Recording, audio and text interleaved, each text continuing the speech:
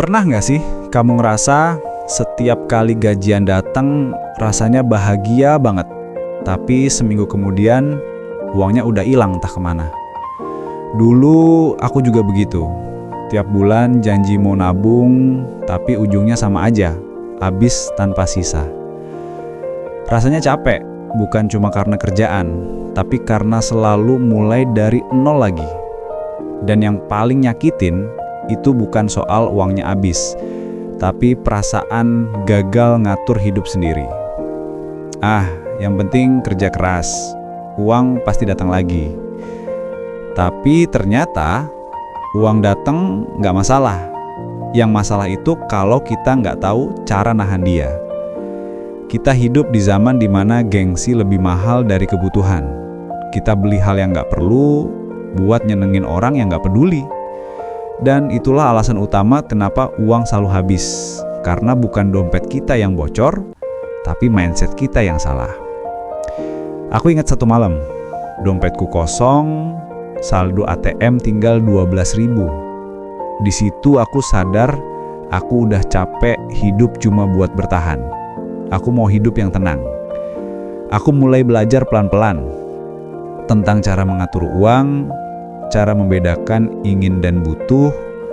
Ternyata menenangkan diri lebih penting daripada mengejar semua yang terlihat keren.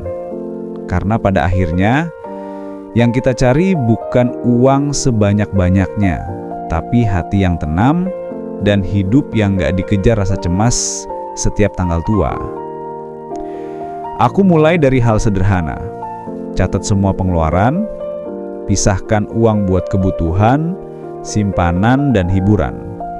Bukan berarti aku jadi pelit, tapi aku belajar menghargai uang.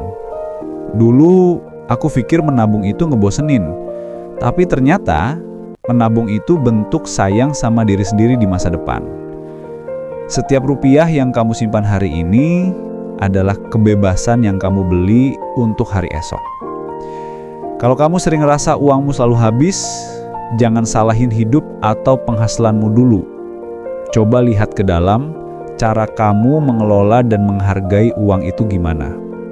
Ingat, kaya bukan soal seberapa besar uang yang kamu punya, tapi seberapa baik kamu memperlakukan uang itu. Dan tenang, bukan soal seberapa tebal dompetmu, tapi seberapa damai hatimu saat tahu semua udah kamu atur dengan bijak. Karena ketika kamu paham cara mengelola uang, kamu gak cuma jadi orang yang mapan, tapi juga orang yang merdeka secara batin. Dan disitulah hidup yang kamu impikan pelan-pelan jadi nyata.